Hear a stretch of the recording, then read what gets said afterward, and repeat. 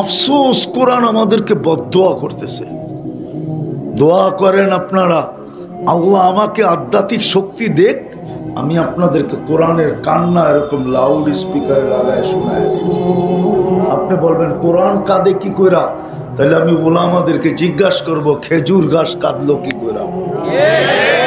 খেজুর গাছ যদি কাঁদতে পারে, তাহলে কোরআন আল্লাহর কালাম কেন কাঁদবে না? কেন কাঁদবে না?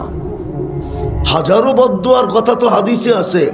প্রাণী যদি বদদোয়া দিতে পারে, তো আল্লাহর কালাম কেন দিবে না? সারা বছরে ছুঁয়া দেখে না, বদদোয়া দিবে না? কি করবে? সেলুট দিবে? এইখানে এরকম লোক আছে, কবে কোরআন ছুঁয়া দেখছে, চুমা দিছে, নিজেও জানে না। জিজ্ঞাসা করেন, রাগ হয় না, হাত উঠাইতে হবে না। আছে না নাই? আছে না নাই? আছে তো। কোরআনকে ডেলি একটা চুমা দিল, অথচ কোরআনকে যে চুমা দিল, হায় হায় হায়, কোরআন যার পক্ষে গেল। এই জন্য বুখারী শরীফে আছে, কিয়ামতের দিন এক পর্বে আল্লাহ জিজ্ঞাসা করবে, বন্ধু চাইতে তো কম চাইলেন না, আমি দিতে তো কম দিলাম না, উম্মত সব দোজখ থেকে চলে আসছে। তো আল্লাহ রসুল বলবে, সব বাহির করে ফেলছি, কিন্তু চোখে পানি ঝরতে থাকবে। জিজ্ঞাসা করবে, বন্ধু পানি কেন? বলছে, সব বাহির করে নিয়ে আসছি বটে, কিন্তু কোরআন যার বিরুদ্ধে চলে গেছে, ওকে বাইর করতে পারি না। ইল্লা হাবাসাহুল কোরআন, এটা বুখারীর শব্দ। ইল্লা হাবাসাহুল কোরআন, কোরআন যার বিরুদ্ধে চলে গেছে, ওকে বাইর করতে পারি না। কোরআন দিছিল জান্নাতে যাওয়ার জন্য, কিন্তু চুমা দিয়ে দেখি না। মসজিদ দিছিল আমাদের ঘরে ঘরে, প্রত্যেক মহল্লায় মহল্লায়, গ্রামে গ্রামে। আল্লাহ নিজের ঘর দিয়া দিছেন, ঘর। আমরা তো পয়সাওয়ালা হইলে বেগম পাড়া যাই, ঠিক না? আমাগো পয়সা হইলে ইংল্যান্ডে যাই, ঠিক না? আমাগো পয়সা হইলে কানাডায় যাই, ঠিক না? আমেরিকায় যাই, ঠিক না? হ্যাঁ, গুলশান যাই, বনানী যাই, বাড়িধারা যাই, ঠিক না? ধানমন্ডি যাই, ঠিক না? আরে হুজুর রামানায় বোঝে না। হ্যাঁ, আপনি তো পয়সা হইলে উন্নত জায়গায় যান। আল্লাহ আপনার নিজের ঘর আপনার গ্রামে দিল কেন? একটু ভাবেন। আল্লাহর মতো সত্তা নিজের ঘর দিয়া দিল গ্রামে, দিয়া দিল চরে, দিয়া দিল আমার মহল্লায়। আল্লাহ কে? 99 পদের মালিক আল্লাহ নিজের ঘর দিয়া দিল এরকম জায়গায়, দিয়া দিছে স্টেশনে। হায় হায় হায়, কেন দিল? প্রস্তুতি নেওয়ার জন্য দিল, যেন আপনি 2 কদম দিয়ে প্রস্তুতি নিতে পারেন। এই জন্যই তো হাদিসে আছে, যাকে বেশি বেশি মসজিদে আসতে দেখো, তোমরা ওর গায়ে স্টিকার লাগায় দাও, ও মুমিন, ইমানদার। কি হাদিস বললাম না, বানায় বললাম? হ্যাঁ, যাকে সকাল সন্ধ্যায় মসজিদে আসতে দেখো অন্ধকারে, বাশশিরিল মাশাইনা ফিয-যুলামি ইলাল মাসাজিদ বিন-নূরি তাম ইয়াউমাল কিয়ামা। যাকে মাগরিব এশায় ফজরে পাবন্দির সাথে মসজিদে আসতে দেখো, ওর গলায় বিরাট বড় একটা সাইনবোর্ড টানায় দাও। আল্লাহ কিসের সাইনবোর্ড টানায় দিমু? কিয়ামতের দিনে পরিপূর্ণ নূরের সুসংবাদ, নূর ওর জন্য অপেক্ষা করতেছে। 2 কদম লাগাই আপনি পায়া যান। কিন্তু 90% মুসলমান নারী পুরুষ নামাজ পড়ে না। আসেন, প্রস্তুতি নেই, শেষ জায়গায় চলে আসছি। আসেন, প্রদীপ কখন ডুবা যাবে কেউ জানে না। প্রস্তুতি নিয়ে যেতে হবে। সুযোগ এখনো হাতছাড়া হয় নাই। যতদিন পর্যন্ত কণ্ঠনালীতে রুনা আসবে, এই উম্মতের হাতে সুযোগ আছে। এটাও আমাদের নবীজির চোখের পানির কারণে। বিদায় চলেন, আজকে আল্লাহর কাছে তওবা করি। করবেন? বুঝাইতে পারলাম? করবেন তওবা? মনের থেকে না মুখের থেকে? কে কে মনের থেকে তওবা করবেন দেখি? পাক্কা? তাহলে আল্লাহকে বলে দেন, আল্লাহ অতীত থেকে তওবা করলাম, এতটুকুই বলেন, অতীত থেকে তওবা করলাম। নামান যদি মনের থেকে করে থাকেন আপনি নিষ্পাপ, কোনো গুনাহ নাই, পরিষ্কার। হ্যাঁ হ্যাঁ, আস্তাগফিরহু ইন্নাহু কানা তাওয়াবা, আত্তাইবু মিনাজ যামবি কামান লা যামবা লা। গুনাহ নাই, শেষ। এখন শুধু আর 3টা অভ্যাস করতে হবে, যদি পারি তাহলে ইনশাআল্লাহ মরতে দেরি, জান্নাতে বসতে দেরি হবে না। ফেরেশতা প্রটোকল দিয়া জান্নাতে নিয়ে যাবে। কি দিয়া? হ্যাঁ হ্যাঁ, কোরআনে আছে। আজকের থেকে সবার পায়ে হাত দিয়া বলি, 2 বেলা তওবায় অভ্যাস করেন। পারবেন? কয় বেলা? কয় বেলা?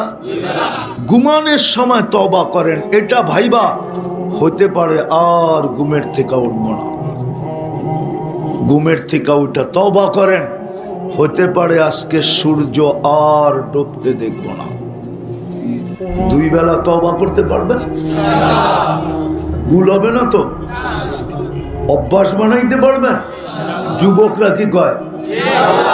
পাক্কা? আল্লাহ কবুল করুক তোমাদেরকে।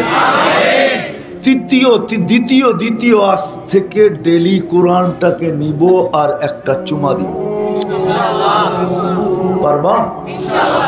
আমি জানি তোমরা দিনে কয়বার চুমা দাও, এটা আমি কিন্তু জানি। কি বলে দিব? না মানে মোবাইলে টাচ করে চুমা দিয়া স্বাদ নেয়, এটা দিনে কয়বার দেয় আমি জানি। 2, 4, 10 বার তো ডেলি দেয়, ঠিক না? কি কি নর্তকী, ঠিক না? মডেলিং, ঠিক না? নায়িকা গায়িকা, ঠিক না? হ্যাঁ, কি উলঙ্গ সুলঙ্গ দেখা মোবাইলে টাচ করে চুমা দেয়। এটা তোমার অভিরুচি, কেরামান কাতিবিন বসা আছে, ভিডিও নিতেছে। আমার এটা বিষয় না, আমার বিষয় হলো তোমার পায়ে হাত দিয়ে বলি ডেলি একবার কোরআনটারে চুমা দাও। আমি এতটুক শুধু চাই যে ডেলি তুমি একবার কোরআনটাকে নিয়ে মহব্বতে একটা চুমা দাও, বাস এতটুক চাই, আর কিচ্ছু চাই না। পারবা? হ্যাঁ, সবাই পারবেন? সবাই পারবেন? পাক্কা তো? আর তৃতীয়, আজকের থেকে মসজিদটা ভরা দিব। কি পারবো? আজকের থেকে মসজিদটা অঙ্গীকার, ওয়াদা। আল্লাহ আমল করার তৌফিক দান করেন। ওমা আলাইনা ইল্লাল বালাগ। প্রথম পাগড়ি দেওয়া হবে, তারপরে দোয়া।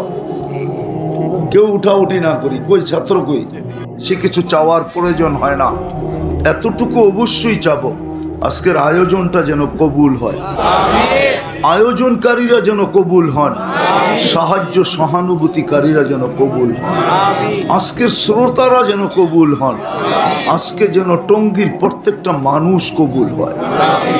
আয় আল্লাহ, উম্মতে মুহাম্মদী যেন কবুল হয়। আল্লাহ, সত্য তো এটাই, বিদ্যুতে দুর্গন্ধময় পানিটা যদি কবুল না হইতো, গ্রহণযোগ্যতা না পাইতো, তাইলে সুন্দর রূপে সাজানো একটা মানুষ কোনোদিন হতো না। বোঝা গেল কবুল হইলে আপনি সাজাইও দেন, বোঝা গেল আপনি রক্ষণাবেক্ষণও করেন, বোঝা গেল আপনি লালন পালনও করেন, বোঝা গেল আপনি সব কিছুই করেন, সব ব্যবস্থা আপনার পক্ষ থেকে করে দেন, শুধু একটু হাত বাড়ায়া নিতে হয়। আয় আল্লাহ, এই জন্য কবুলিয়াত চাইতেছি, আর কিচ্ছু চাই না। এই মাদ্রাসার কবুলিয়াত চাই, ওস্তাদ ছাত্রের কবুলিয়াত চাই, কমিটির কবুলিয়াত চাই, এই মাদ্রাসার সাথে মোহাব্বতকারীদের কবুলিয়াত চাই, কমিটির কবুলিয়াত চাই, সাহায্য সহানুভূতিকারীদের কবুলিয়াত চাই। আজকে কবুলিয়াত ছাড়া উঠতে চাই না। আল্লাহ আপনি আমাদেরকে কবুল করেন, কবুলিয়াত ছাড়া উঠান না। মালিক যার যে পেরেশানি আছে দূর করে দেন, প্রয়োজন আছে মেটা দেন, অসুস্থ আছে শেফায়ে কামেলা আজেলা দায়মা মুস্তামেররা নসিব করেন। বেশিরভাগ শ্রমিক পেশার লোক আল্লাহ সর্ব ধরনের রোগ ব্যাধির থেকে হেফাজত করে।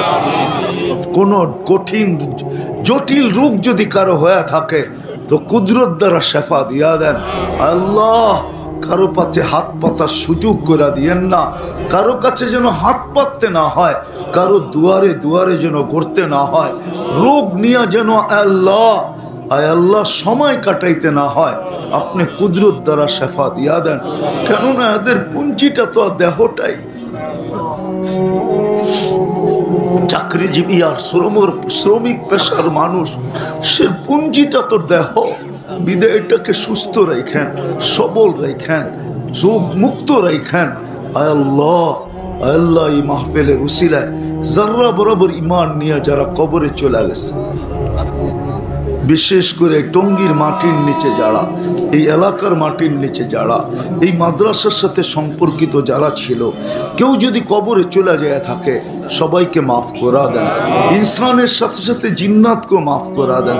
আজকে আপনি হাবিবের উম্মতকে মাফ করা দেন। আল্লাহ ফিলিস্তিনকে জয় যুক্ত করা দেন। যতজনে দোয়া চাইছে, যতজনে চাইতে চাইছে পারে না, হক রাখে, সবার মনের আশাকে পুরা করা দেন। আল্লাহ আমাদের যে ইস্তেমা আসতেছে 31 তারিখ, 1, 2, 3, 4, 5, আয় আল্লাহ ভরপুর কামিয়াব করা দেন। সমস্ত বিপদ আপদ থেকে হেফাজত করা, আপনি নিরাপত্তার চাদর দিয়া কুদরত দ্বারা ঢাকা দেন। যা চাইলাম তাও দেন, যা চাইতে পারলাম না তাও দেন। ওয়াসাল্লাল্লাহু তাআলা আলা খায়রি খালকি মুহাম্মাদি ওয়া আলিহি আসহাবি আজমাইন বিরহমাতিকা ইয়া আরহামার রাহিমিন বিমা তা'মালুন। আও কামা ক্বালা আলাইহিস সালাতু ওয়াস সালাম। উক্ত মাহফিলের সম্মানিত সভাপতি, উপস্থিত মেহমানানে কেরাম, ওলামায়ে এদাম, এলাকার থেকে আগন্ত মুসলমান ভাইয়েরা, বিশেষ করে যুবকরা, যেই পর্যন্ত লাউড স্পিকারের আওয়াজ পৌঁছতেছে, যদি শোনার সুযোগ থাকে তো পর্দার অন্তরালে মা ও বোনেরা, কোরআন হাদিস থেকে যতটুকুই তেলাওয়াত করলাম, আশা রাখি একই সামনে রেখে অতি অল্প সময় কিছু কথা রাখব।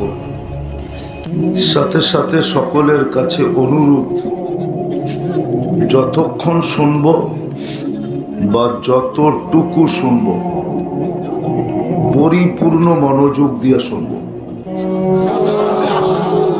কেননা এটা আল্লাহর আদেশ। কার আদেশ? আল্লাহর আদেশ, কোনো ছোটখাটো মানুষের আদেশ না, স্বয়ং সৃষ্টিকর্তা আল্লাহর আদেশ। ইদা কুরিয়াল কোরআন ফাসতামিউ, যখন কোরআন বা কোরআনী কথা শোনো পরিপূর্ণ মনোযোগ দিয়ে শোনো, যতটুকুই শোনো। দ্বিতীয় আল্লাহর আদেশ হলো আনসিতু, পরিবেশটাকে বিলকুল নীরব রাখো, কোনো আওয়াজ যেন না হয়। ফলাফল কি দাঁড়াবে? লাআল্লাকুম তুরহামুন। ইঙ্গিত এইদিকে যে বড় মোটা পুরস্কার মিলবে। যদিও কোরআনে পুরস্কারের ইঙ্গিত আছে, কিন্তু হাদিসে ঘোষণা আছে। ঘোষণার আলোকে বললাম যে বড় মোটা পুরস্কার মিলবে। এই জন্য আবারও অনুরোধ করতেছি, কথা যতক্ষণ চলুক আর আমি যতক্ষণ শুনি, পরিপূর্ণ মনোযোগ এবং পরিবেশটাকে বিলকুল নীরব। পারবেন? তাইলে আশা করি কথা যতটুকুই হোক দিলে কাটবে, লাভ হবে, লাভ, পুরস্কার নিয়ে উঠবে। আর পুরস্কার বড় মোটা, বড় বড় মোটা, যেটা হাত উঠাইতে দেরি, চাইতে দেরি করি না, যেটা সব সময় হাত উঠাইতে দেরি, চাইতে দেরি করি না। আমরা সব সময় আল্লাহর কাছে সবচেয়ে বেশি যেটা চাই সেটা হলো আল্লাহ মাফ করে দেন, ঠিক না? সত্য তো? আর আজকে ঘোষণা আছে হাদিসে, ইরজিউ মগফুর আল্লাহ, যাও তোমাদের গুনাহ মাফ। এর চেয়ে বড় মোটা পুরস্কার কি চান? এই জন্য শর্ত পুরা করতে হবে, পরিবেশ নির্জুম, পরিপূর্ণ মনোযোগ, নাইলে কিন্তু আমরা যাত্রী, আমরা কিন্তু যাত্রী, বুঝেন? স্টেশনের পাশেই তো, ঠিক না? আমরা কিন্তু যাত্রী, সবাই কিন্তু যাত্রী, পুরুষও যাত্রী, নারীও যাত্রী, যে দুনিয়াতে পা রাখছে ওই যাত্রী। কিন্তু হ্যাঁ, দুই শ্রেণীর থেকে কলম উঠানো, ওরা যাত্রী হইল কলম উঠানো, কলম ওদের বিরুদ্ধে যায় না। একটা হলো বাচ্চা, একটা হলো পাগল। এই দুই শ্রেণী সারা সবাই যাত্রী, কলম চলমান, কলম কলম চলমান, কলম কি? এই জন্য আবারও বলতেছি, আমরা কিন্তু যাত্রী, প্রত্যেকের ভাবা উচিত যাত্রী আমি যাত্রী। মনোযোগ দিলে শোনা যাবে, নাহলে শোনা যাবে না। ওয়াজে গানে আওয়াজ লাগে, ওয়াজে মনোযোগ লাগে। আল্লাহর কাছে কি আওয়াজের শব্দ ছিল না? তাহলে আল্লাহ আওয়াজের কথা কেন বললেন না? কেন বললেন মনোযোগের কথা? বলেন, বিদায় হজে ১.৫ লক্ষ সাহাবা ছিল, লাউড স্পিকার কোথায় ছিল? একজন নিয়ে আসেন যে বলুক যে আমি শুনি নাই আল্লাহর রাসূলের কথা। মনোযোগ হইলে আর আওয়াজের দরকার হবে না। গান শুনতে শুনতে এখন আওয়াজ ছাড়া আর কিচ্ছু ভাল লাগে না। গানের জন্য আওয়াজ দরকার, কেননা আওয়াজ ব্যতীত যে গায় ওর গায়েও শক্তি আসে না। যারা শোনে যুবকরা, ওরাও নাচতে কোমরে শক্তি পায় না। ওয়াজে লাগবে মনোযোগ, মনোযোগ দিয়ে শোনেন। যেই মানুষ, এই লাউড স্পিকারের দরকার নেই, আমার আওয়াজ এতটুক যাবে। আপনি এটা মনে করেন না আল্লাহ আমাকে স্পিকার দেয় না, এমন না। আল্লাহ আমাকে স্পিকার দিছে, যেটা শুনাইতে চাই এটা ভালো মতে শোনেন। কেননা শয়তান চাবে না আপনি আজকে পুরস্কারের গাঁটটি নিয়ে ওঠেন। আপনি ভাবছেন শয়তান ট্যাবলেট খেয়ে ঘুমাইতেছে? হ্যাঁ, ও চতুর্দিক থেকে লেগে গেছে। ও জানে আজকে যদি মাফ হয়ে গেল তাহলে আমার এত দিনের মেহান্ন সব চলে যাবে। এই জন্য ও কোমর কাইছা লাগছে আজকে। এক একবার এক এক রূপে কিন্তু আসবে। একটু আগে এসে মাইকের রূপে, কখনো কখনো দেখবেন হুজুরের রূপ লয়ে চলে আসবে। ও চাবে না পুরস্কার নিয়ে উঠতে দিতে। এই জন্য আবারও বলতেছি, খুব মনোযোগ দেন, পরিবেশটাকে চুপ রাখেন। ওয়াজ শুনতেও হবে না, বুঝতেও হবে না। আল্লাহ শোনার কথাও বলে নাই, বুঝার কথাও বলে নাই। বলছে এমন মজলিস যেখানে তুমি আইসা বসছ, যদি এই দুটা পুরা করতে পারো, যতটুক শুনলা পুরাই মনোযোগ দিয়ে শুনলা। এই জন্য আমি প্রথমেই বলছি, যতটুকু শুনলাম পুরা মনোযোগ দিয়া, পরিবেশটা নির্জম। আপনি মোটা পুরস্কার নিয়ে উঠবেন, ইরজিউ মাগফুরান লাক, যাও গুনাহ মাফ। তো আমরা সবাই কিন্তু যাত্রী, যাত্রা কিন্তু চলমান, এক সেকেন্ডের জন্য থামে না। আমি থামি কিন্তু যাত্রা থামে না। থামানোর কোনো মেশিনও নাই মানুষের কাছে। আমরা সবাই কবরের যাত্রী, মৌতের যাত্রী, আখেরাতের যাত্রী। যার কাছ থেকে আসছি তার দিকে ফিরার যাত্রী। কিন্তু আমার আসল কথা হলো, আমরা যে যাত্রী, কিন্তু আমার কাছে প্রস্তুতির অনুভূতি কতটুকু, প্রস্তুতির অনুভূতি কতটুকু, কতটুকু আমি প্রস্তুতি নিলাম, বা কতটুকু প্রস্তুতি নিতেছি, বা প্রস্তুতি যে নিতে হবে এই অনুভূতিটা আমার ভিতরে কতটুকু, এটাই বুঝাইতে চাইতেছি। বাবা উচিত, কেননা যেই কোনো মুহূর্তে আমার পরিসমাপ্তি, যেই কোনো মুহূর্তে আমার যাত্রার পরিসমাপ্তি ঘটতে পারে, যেই কোনো মুহূর্তে।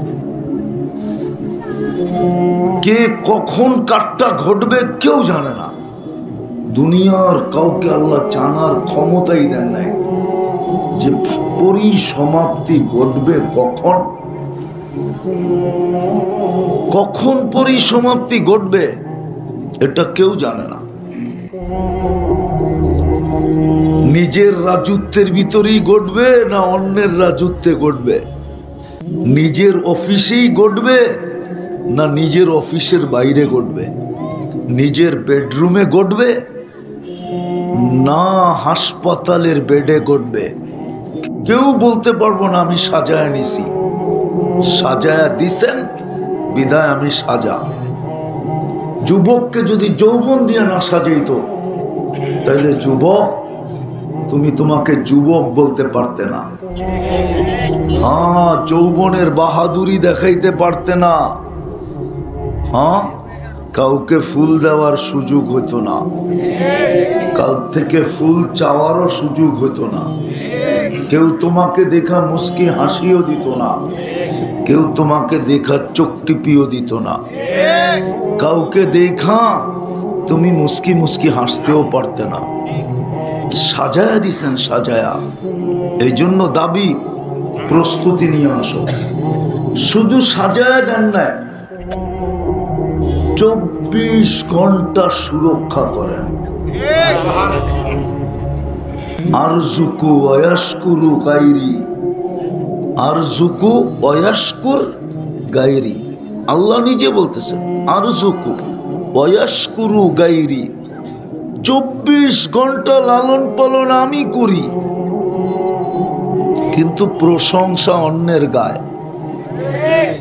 হ্যাঁ, নাই তো এই মজমা একজনও যে 24 ঘন্টা আল্লাহ লালন পালন করেন। আমি 24 ঘন্টায় 24 বার মনের থেকে আল্লাহ বলি। আছে কোন যুবক 24 বার ডেলি আল্লাহ বলে? বলে তো না। অথচ 24 ঘন্টা লালন পালন কে করে? কে করে?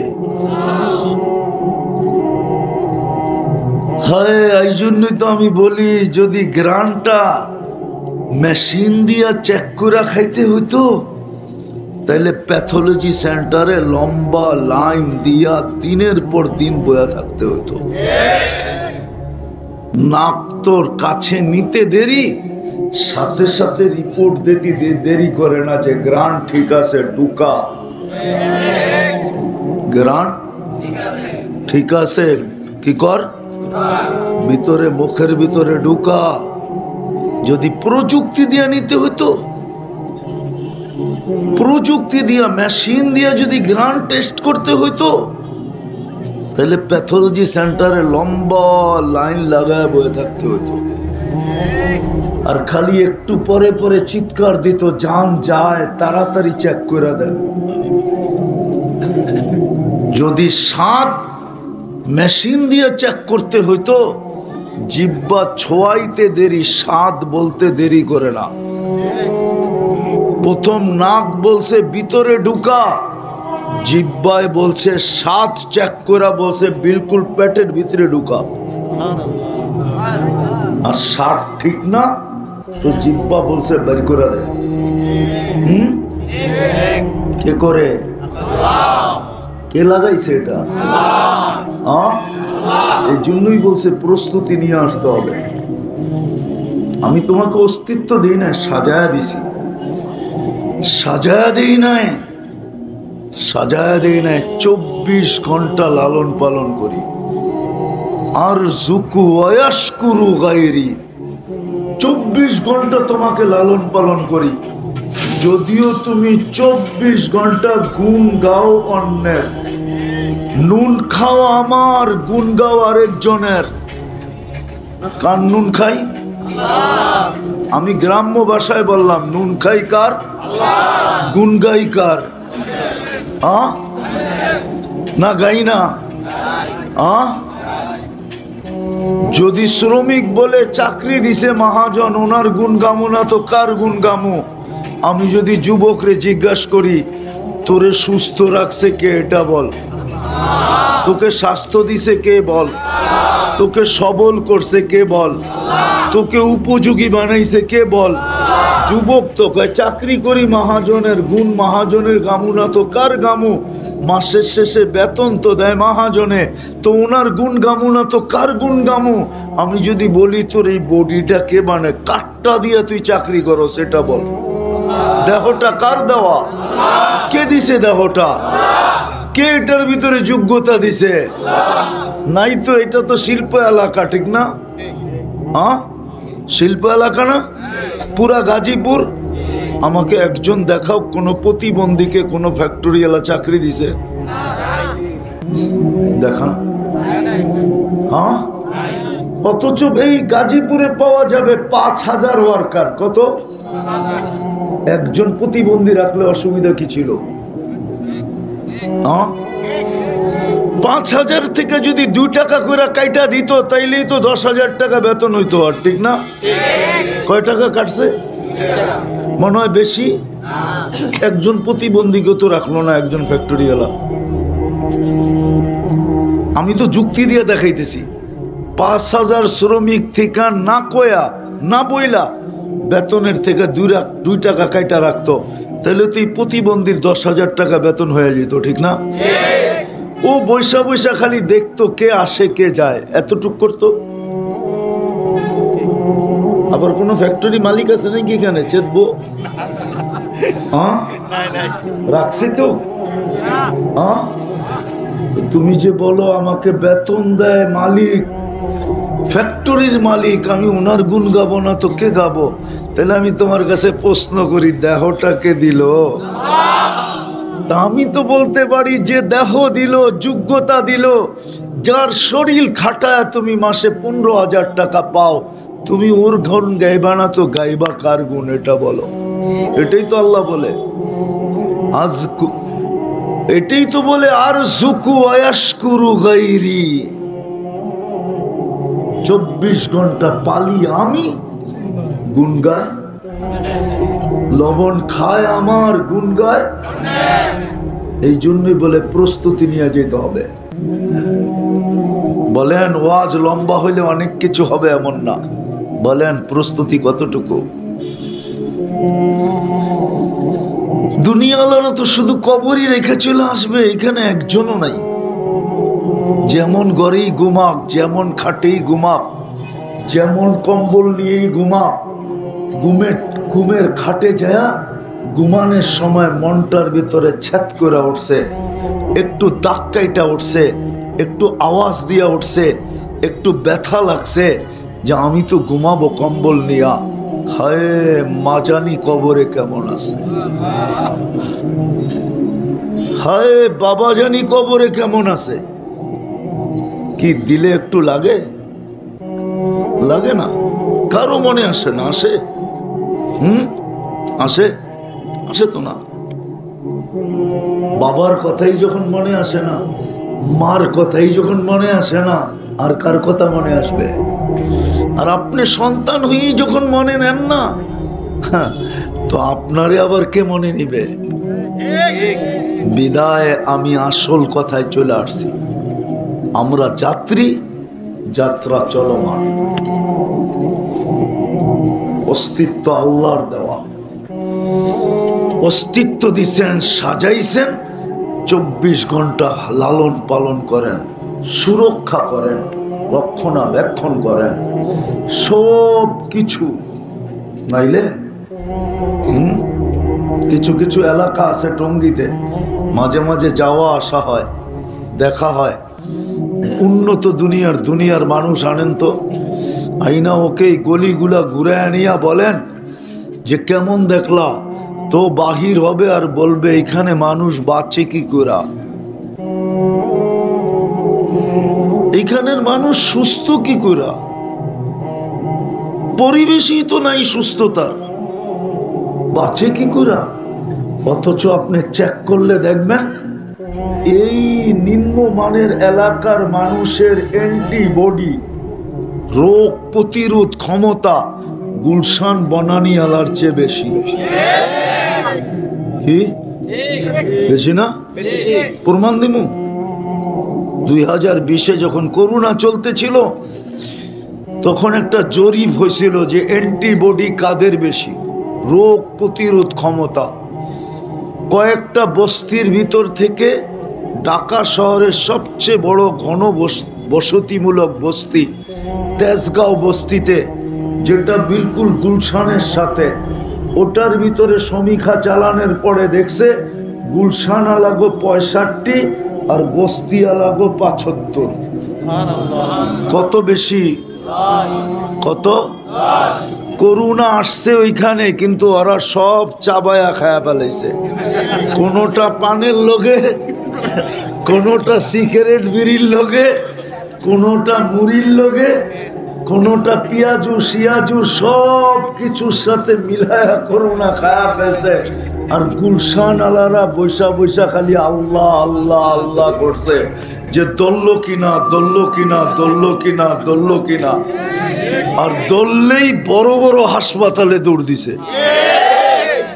আর ওই গরিবদেরকে দললেও শুধু গেছে কই ফার্মেসিতে যে কইছে শরীরটা জানি ম্যাস ম্যাস করে, তো 2 টাকার ওষুধ ধরা দিছে, খাইতে দেরি, করোনা ভাইগা যেতে দেরি করে। কে করছে এটা? অথচ দুনিয়া কয় তো এই পরিবেশে মানুষ বাঁচার কথা না। আপনার অ্যান্টিবডি তো বেশি। কে বানাইছে? হ্যাঁ, কে বানাইছে? রাগ হয়ে যাবেন। আপনি তো বাজারে গেলে কম পয়সায় নিম্নমানের জিনিসটা কিনতে চান, ঠিক না? সত্য তো? রাগ হয়ে গেলেন? কম পয়সায় নিম্নমানের জিনিসটা কিনতে চান, ঠিক না? কেননা যা আছে ওইটা দিয়ে তো মাস চালাইতে হবে, ঠিক না? আর গুলশান বনানীওয়ালারা অনেক টাকা দিয়া উন্নত মানেরটা কিনে, ঠিক না? তারপরও অ্যান্টিবডি কম। কে করছে এটা? হ্যাঁ বলেন, আল্লাহর দাবি নাই যে প্রস্তুতি নিয়ে আসো? কতটুক নিলাম? ওই প্রস্তুতি নেওয়ার জন্যই তো আপনাকে মুসলমানের ঘরে পাঠাইলেন।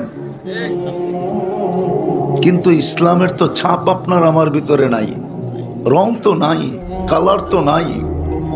যুবক তো 14 তারিখে ফুল কালার দেখা কিনবো, রং দেখা কিনবো, গ্রাম দেখা কিনবো। এইখানেও ফুল আছে, একটা যদি উঠা দিয়া দেয় 14 তারিখে দিস, তো কইব হুজুর জুতা দিব, জুতা। এইখানেও তো আছে ফুল, এইখানেও তো আছে ফুল, যদি উঠা দিয়া দি রাখ, এটা যত্ন করে রাখিস, 14 তারিখে দিস, কইব জুতা দিব, জুতা জুতা। ঠিক না? হ্যাঁ, নিবা? দিমু উঠায়া দিয়া দিমু, আমি কইলয়া দিমু, নিবা? কেন? যদি এই ফুল না চলে, বল যুবক তুই আল্লাহর কাছে চলবি কি করে? তোকে তো মুসলমানের ঘরে অস্তিত্ব দিল, ইসলামের তো রং তোর ভিতরে নাই। ওই দাবি পূরণ হওয়ার জন্যই তো মুসলমানের ঘরে পাঠাইলেন, যেন দাবি পূরণ হয়, প্রস্তুতি হয়ে যায়। কিন্তু ইসলামের রং তো নাই, রং তো নাই। কোরআন তো এই জন্যই বলছে। হ্যাঁ, তোমরা বুঝবা কি বুঝবা না জানি না, বলমু। হ্যাঁ, টেস্ট ম্যাচ বুঝো কি? এটা কি? আরে ক্রিকেট খেলা ঠিক আছে, এই টেস্ট ম্যাচটা এটা কি জিনিস? হ্যাঁ,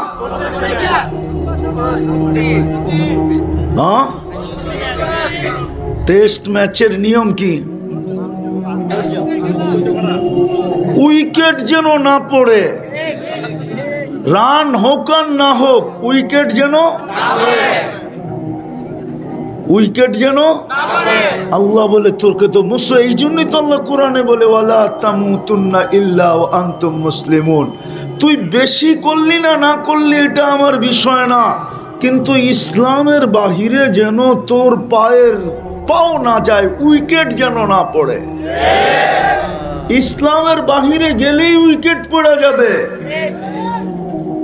রান জরুরি না টেস্ট ম্যাচে।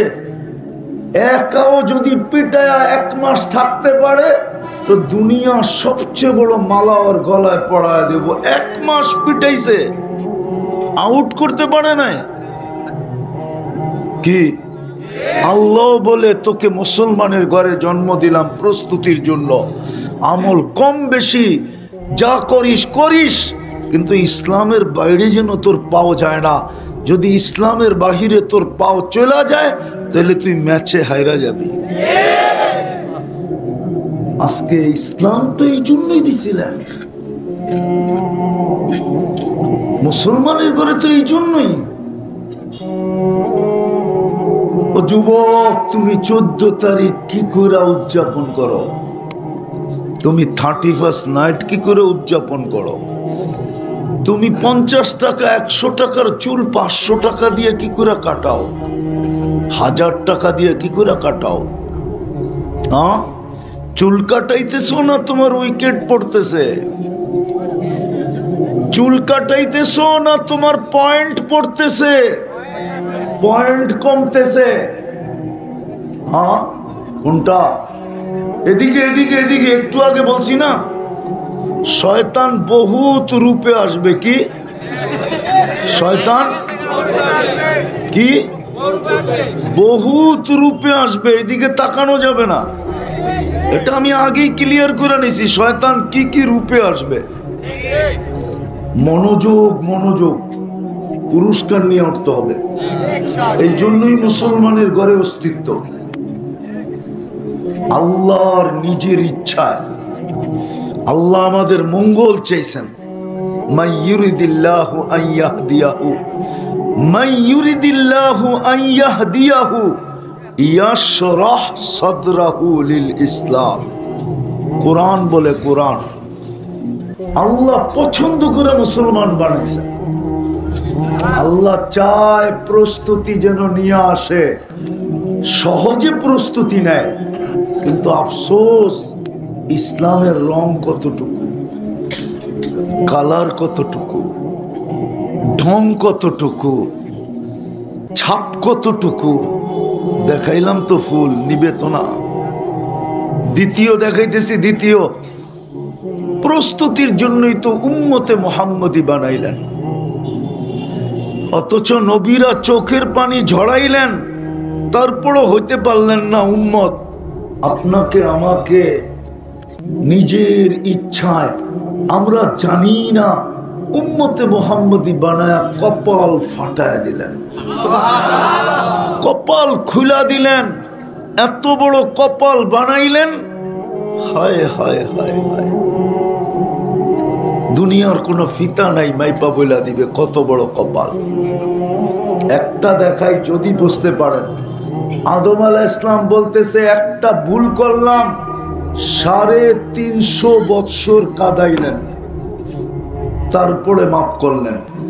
উলামা একমত হবে, ঠিক না? হ্যাঁ, উম্মতে মুহাম্মদী সারা দিন গুনাহ করবে, কেমন কপাল, রাত্রে ডাইকা ডাইকা না মাফ করে দিবে। না বুখারী শরীফে নাই হাল মিন মুস্তাগফির ফাগফির আলা? না নাই, রাতের 3 ভাগের 1 ভাগ অতিবাহিত হইতে দেরি। আমি তো আরেক ভাবে বলি, 2 হাদিস মিলাইলে আরেক রকম বোঝা যায়। এক হাদিস আছে ইয়াবসুতু ইয়াদাহু নাহারান হাত্তা ইয়াতুবা মাসি আল-লাইল, আবার হাদিস আছে ইয়াবসুতু ইয়াদাহু লাইলান হাত্তা ইয়াতুবা মাসি আন-নাহার, সারা দিন হাত প্রসারিত করে রাখেন, রাত্রের নাফরমান যেন দিনে তওবা করে। সারা রাত্রের এক পর্ব পর্যন্ত হাত প্রসারিত করে রাখেন, দিনের নাফরমান যেন তওবা করে। আমি বলি বন্ধুর উম্মতের কত বড় কপাল, সারা দিন প্রসারিত করে রাখলেন, রাত্রের একটা পর্ব পর্যন্ত রাখলেন, তারপরে আর সইতে পারলেন না, বাড়ির ছাদেই চলে আসলেন। আর আয়েশা ডাকতে শুরু করলেন আলিমুল মুস্তাকবির। এত বড় কপাল তো বানাইলেন, বলেন নবীর আদর্শ কতটুকু। আরেকটা বইলা দিতেছি, কবরে কিন্তু সর্বপ্রথম প্রশ্ন হবে মা কুনতা তাকুলু ফি হাদার রাজুলি মুহাম্মাদিন। এটা বুখারী শরীফে আছে, কিতাবুল জানায়েজে আছে, 5ম পারায় এই হাদিস 2 বার আছে। সর্বপ্রথম প্রশ্ন করবে, বন্ধুর উম্মত বানায়া এত বড় কপাল খুললাম, বল তুই ওই বন্ধুর আদর্শে কতটুকু আদর্শবান ছিলি।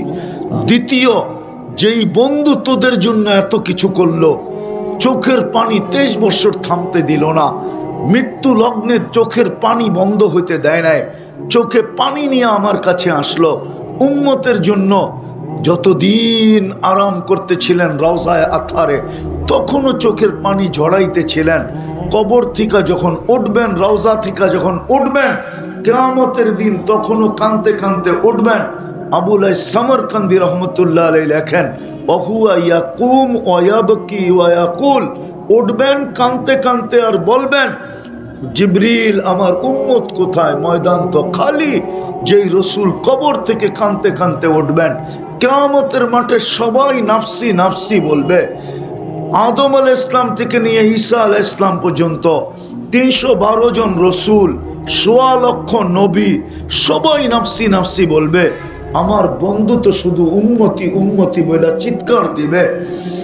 বন্ধুর জন্য তো আমি একটা চেয়ারও বানাইলাম, কোরআনে তো বললাম ফাতাহাজ্জাদ বিহি নাফিলাতাল লাক আসা আইয়াব আসাকা রাব্বুকা মাকামাম মাহমুদা। বন্ধু 2টা চেয়ারই বানাইছিলাম, একটা আমার, সেটার নাম কুরসি, আর একটা আপনার জন্য, সেটার নাম মাকামে মাহমুদ। কিয়ামতের দিন লাগাবো, কিন্তু আমার বন্ধু তো এই চেয়ারে বসেই দেখলো না, তোমাদের জন্য শুধু 3 জায়গায় ছুটতে থাকলো, একবার হাউজে কাউসারে, একবার মিজানে, একবার পুলসেরাতে। যেই বন্ধু তোমাদের জন্য এত কিছু করলো, পেটে পাথর পর্যন্ত বাঁধলো, 3 মাস চুলা পর্যন্ত জ্বললো না, হাসান হোসাইনকে জিব্বা চোষায়া কিনা নিবারণ করলো, আমার ওই বন্ধুর আদর্শে কতটুকু আদর্শবান ছিল বলো। চতুর্থ, যে আল্লাহ প্রস্তুতির জন্য আমাদেরকে কালামুল্লাহ দিয়া দিলেন। কালামুল্লাহ, কালাম চিনেন কি না? কোরআন। আমার তো মাঝে মাঝে আশ্চর্য লাগে, যারা আল্লাহর সাথে কথা বলছেন, তারা মুসা আলাইহিস সালাম বড় ক্রেডিট কার্ড নিছেন কালিমুল্লাহ, কিন্তু এটা উচ্চারণ করলে আল্লাহ আমাকে যেন বলতে চায় মুসা আলাইহিস সালাম আমার সাথে কথা বলছে, আমি অস্বীকার করি না। উনি কালিমুল্লাহ, এটা আমি স্বীকার করি, আমার ঈমানের অংশ, কিন্তু সাথে সাথেই আল্লাহ যেন আমাকে বলতে চায় আমি তো তোর সাথে কথা বলি, যার কারণে তোর ভিতরে দিলাম কালামুল্লাহ। তোর মর্যাদা কত বড়, তুই বাপ, আল্লাহ আমাদের সাথে কথা বলে, কিন্তু এই কোরআনটাকে তো সারা দিনে একবার কেউ চুমা দিয়ে দেখে। বলুক এখানে কয়জন আছে ডেলি কোরআনরে একবার চুমা দেয়? বৎসরের পর বৎসরও তো দেয় না। আমি স্যার জায়গায় চলে আসছি। ইব্রাহিম ইবনে আদম রহমতুল্লাহ আলাইকে জিজ্ঞাসা করছিলেন যে ইব্রাহিম, প্রজা হিসাবে তো আমরা খারাপ ছিলাম না, আর রাজা হিসাবে তোমার মতো রাজাই হয় না, তো তুমি রাজপ্রাসাদ কেন ছেড়ে দিলা, রাজত্ব কেন ছেড়ে দিলা? বলে চার চিন্তায় আমাকে রাজত্ব ছাড়তে বাধ্য করছে। চারটা চিন্তায় আমি রাজত্ব ছেড়ে দিছি। নাইলে তোমাদের সব কথা সত্য, কেননা ন্যায়পরায়ণ ছিল, ইনসাফগার ছিল, কোন জালেম ছিল না। ইব্রাহিম ইবনে আদম রহমতুল্লাহ আলাইহি যত রাজা আছে, ন্যায়পরায়ণ রাজা, ইনসাফগার রাজাদের ভিতরে একজন, ওনার নাম আল্লাহওয়ালাদের প্রথম সারির ওই জায়গায় ওনার নাম, ইনসাফগার ছিল। তো বলছে চার চিন্তা আমাকে রাজ্য ছাড়তে বাধ্য করছে। বলছে কি চিন্তা? তো বলছে প্রথম যেদিন মার পেটের ভিতরে আসছে, ওই দিন হাদিসের আলোকে দুটা সিদ্ধান্ত, দুটা জিনিস লেখা হয়। ফেরেশতা সবকিছু লেখার পরে বলে আশাকিয়ুম আম সাঈদ, আল্লাহ নেককার লিখবো না বদকার লিখবো? তিনি বলেন আমার ভিতরে চিন্তা ঢুকছে যে আমি তো জানি না আমাকে কি লেখা হয়েছে, নেককার না বদকার। কেননা এখন কানলে চেঞ্জ হইতেও পারে, চেঞ্জ হইতে পারে। যদি এখন কাঁদি, কাঁদতে থাকলাম তো বদকার লেখ কাইটা নেককার লিখে দিল। আর এটা আরেকটা হাদিসে ইঙ্গিত পাওয়া যায়। আল্লাহ রসুল সাল্লাল্লাহু আলাইহি ওয়াসাল্লাম হাসান হুসাইনকে দোয়া শিখাইছেন, এই দোয়াটা বেশি বেশি পড়ো।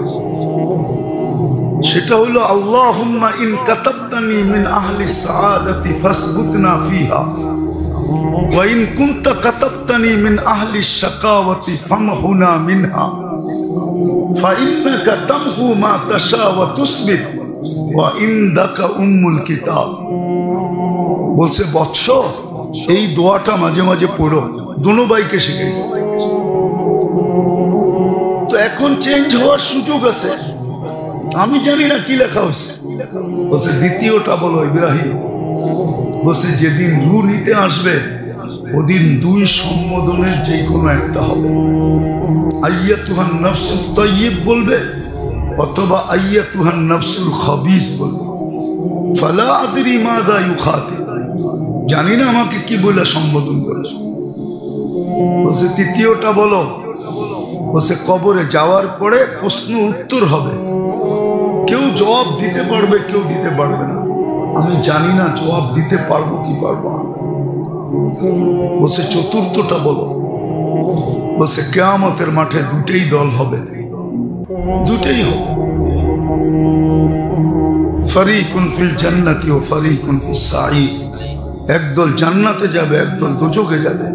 ফালা আদরি মিন আইয়িল ফরিকাইন, আমি জানি না কোন দলের অন্তর্ভুক্ত। বলছে চার চিন্তা আমাকে পাগল বানায় ফেলছে। তো গাফলত যখন দূর হয়, আজকে আমরা সব গাফেল। এই জন্য জিজ্ঞাসা করে দেখেন, সারাদিনে 100 বার আল্লাহ বলনেওয়ালা লোক খুব কম পাবেন। সারাদিনে 100 বার কি বলে? আল্লাহ আল্লাহ আল্লাহ আল্লাহ। আজকে শুক্রবার, কম পাবেন। যে আজকের দিনে কম পাবেন কি হাতের করে গোনা পাইতে পারেন সারা বাংলাদেশ, যে 1000 বার দুরূদ পড়বে। 1000 বার দুরূদ পড়বে না, অথচ শুক্রবারটা ছিলই দুরুদের বার। আল্লাহ রসুল বলছিলেন শুক্রবারে আমার উপরে বেশি বেশি দুরূদ পড়ে। পার ঘন্টায় যদি 100 বার পড়তো তাহলে 24 ঘন্টায় 2400 বার পড়ার কথা ছিল। এমনকি আলেম ওলামা তোলাবারও পড়ে না, 500,000 বার দুরূদ পড়ে না। এই জন্যই বলছিলেন আল জাফা কুল্লাল জাফা। এর চেয়ে বড় বিদ্বেষ কিছু নাই। আল্লাহ রসুল বলতেছে এর চেয়ে বড় বিদ্বেষ কিছু নাই, এর চেয়ে বড় অনীহা কিছু নেই। আপনি বলেন একবার দুরূদ পড়লে 10টা রহমত নাযিল হয়, কয়টা? আপনি সারাদিনে তো একবারও পড়েন না, আপনার কাছে তো রহমতই নেই। আপনার জীবনটা চলবে তো চলবে কিভাবে? তারপরও যে চলতেছে, এটাকে তো সৌভাগ্য মনে করা উচিত। আপনার কাছে তো রহমত নাই, কেননা রহমত তো দুরূদের ভিত্তিতে আসে। একবার পড়লে কয়বার? 10 বার পড়লে 100 বার পড়লে তো পড়েন না, আপনার কাছে তো রহমত নাই। হ্যাঁ, দুনিয়া আছে মানি, আপনি যে সালাম পাইতেছেন এটা দুনিয়ার কারণে। কালকে ফকির হইয়া দেখেন কেউ সালাম দিবে না, সবাই প্রবাদ বাক্য শোনাবে, গরিব গুরে দ্বীপ জেলো না, ফুল দিও না কেউ ভুলে। গরিব গুরে, গুর বোঝেন? গোরস্থান চিনেন? গরিবের কবরে কেউ ফুল দিও না, গরিবের কবরে কেউ বাতি দিও না, ফুল দিও না কেউ ভুলে, ভুলেও ফুল দিও না, গরিবের কবর। আপনি যে আজকে সালাম দেখতেছেন, এটা আপনার কাছে মাল আছে এই জন্য সালাম দেন, নাইলে কেউ সালাম দিত না। সত্য এটা।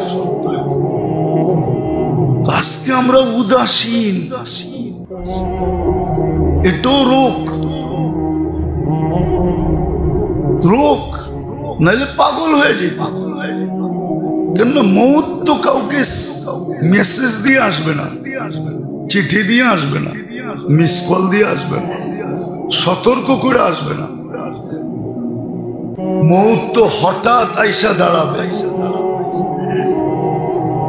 আইসেই বলবে চর চেন্দি তোর বিয়া, আসবে আর উঠায় নিয়ে চলে যাবে।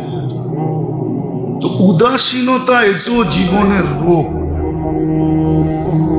আরো কয়েকটা রয়ে গেল, আবার এগুলার প্রতিকারও আছে। এই রোগের থেকে বাঁচা যায় কিভাবে? কিন্তু সমষ্টিগত বাঁচার একটা পদ্ধতি ছিল, কিন্তু এটা কয়জন অবলম্বন করে? কয়জন অবলম্বন করে? কয়জনের অভ্যাস এটা? এক তীরে সবগুলা মারা যেত, এক তীরে সবগুলাকে মারা যেত, সবগুলাকে প্রতিরোধ করা যেত, চিকিৎসা করা যেত। কিন্তু কয়জন এটা খুব কম পাওয়া যায়। আরে শুনায়া না পড়ুক, মনে মনে পড়লেও তো হইতো। কয়জন আছে ইস্তেগফারে অভ্যস্ত? তাহলে বিলকুল নিষ্পাপ অবস্থায় সুস্থ হয়। আর যদি ওই রোগী মারা যায় তাহলে নিষ্পাপ অবস্থায় মারা যায়। শারীরিক রোগের তো এই ছোট একটা চিত্র তোলা হলো হাদিস দ্বারা, কিন্তু জিন্দেগির রোগের চিত্র, জীবনে যদি রোগ হইল তাহলে এটার কোনো উপকারিতা দুনিয়ার বাহ্যিক জীবনে নাই, আর আখিরাতে তো নাই। বরং হইতে পারে জিন্দেগির রোগের চিকিৎসা যদি না হইল, তওবা যদি না হইল। এই জন্য কোরআন ইঙ্গিত দিচ্ছেন, মুসলমানকে বুঝাইতে চেষ্টা করছেন, ইয়াতবাউ সাইয়্যাতুল হাসানা, গুনাহ হবে এটা স্বাভাবিক, মানুষ থেকে গুনাহ হবে, কিন্তু সদা সর্বদা গুনাহ হওয়ার সাথে সাথে একটা নেক আমল হওয়া চাই না। গুনাহ একে এক লেখা হয়, নেক আমল একে 10 লেখা হয়। একের থেকে 1 মাইনাস হওয়ার পরেও 9 তার হাতে থাকে। আল্লাহর ব্যবস্থাপনা বড় সুন্দর যদি কেউ মানে, আর যদি না মানে তাহলে তো আফসোস করতেই হবে, এটা তো চিরসত্য। আফসোস ব্যতীত আর কোনো রাস্তা থাকবে না, আফসোস তাকে করতে হবে। এই জন্য শারীরিক জিন্দেগির রোগের আলোচনা হইতেছিল, দুটা হয়তো বলা হয়েছিল। জিন্দেগির প্রথম রোগ যেটা মানুষের জীবনে হয়, এটা হলো ইয়াকিন আর বিশ্বাসের দুর্বলতা। আল্লাহর ওয়াদার উপরে এবং আল্লাহর ওয়াইদের উপরে, আল্লাহ রসুলের ওয়াদা, আল্লাহ রসুলের ওয়াইদ, অথবা এইভাবেও বলা যায় আল্লাহর ওয়াদা এবং ওয়াইদের উপরে দুর্বলতা। আল্লাহ যে ওয়াদা করছেন, করলে কি দিবেন, এটার ব্যাপারে সন্দিহান হওয়া, দুর্বল মনোভাব রাখা, না করলে কি শাস্তি দিবেন, এটার ব্যাপারে উদাসীন থাকা, সন্দিহান হওয়া, এটা জীবনের প্রথম রোগ। দ্বিতীয় যে রোগ, মুহাম্মদুর রাসূলুল্লাহ সাল্লাল্লাহু আলাইহি ওয়াসাল্লাম একমাত্র জীবন বিধান, পদ্ধতি, নিয়ম। রাসূলুল্লাহ সাল্লাল্লাহু আলাইহি ওয়াসাল্লামের আদর্শই একমাত্র মানুষের সফলতার জন্য মাপকাঠি। এই ব্যাপারে সন্দিহান থাকা বা উদাসীন থাকা, এটাও জীবনের রোগ। 90% মুসলমানই দেখা যায়, মুসলমান দাবি করে বটে, মুসলমান বটে, অনেক সময় দেখা যায় ভালো নামাজিও বটে, ভালো ইবাদত বন্দেগীও করে, কিন্তু রাসূলুল্লাহ সাল্লাল্লাহু আলাইহি ওয়াসাল্লামের আদর্শের ব্যাপারে বড় উদাসীন বহুত মানুষ পাওয়া যায়, অনেক সংখ্যায় পাওয়া যায়, যারা মোটামুটি ইবাদত বন্দেগী খুব করে। অফিসে পাবেন, আদালতে পাবেন, মেইলে পাবেন, ফ্যাক্টরিতে পাবেন, হাটে পাবেন, বাজারে পাবেন, সমাজের সর্বস্তরে পাবেন, কিন্তু মুহাম্মদুর রাসূলুল্লাহ সাল্লাল্লাহু আলাইহি ওয়াসাল্লামের আদর্শকে মনে প্রাণে জীবনে আঁকড়ায়া ধরা, এটার ব্যাপারে সন্দিহান অনেক মানুষ পাবেন। অনেক সময় বলেও, আপনারা এত বাড়াবাড়ি করেন কেন? আচ্ছা বলেন, বাড়াবাড়ি করতে কে হইল? একটা উদাহরণ দিই। আল্লাহ পুরুষকে সাজাইছেন দাড়ি দিয়া, ঠিক আছে, মহিলাকে সাজাইছেন লম্বা লম্বা চুল দিয়া। এখন মহিলা যদি চুল না রেখা সব সময় মাথা নাড়া করে, বলেন ঘরের পুরুষের কাছে কি ভালো লাগবে?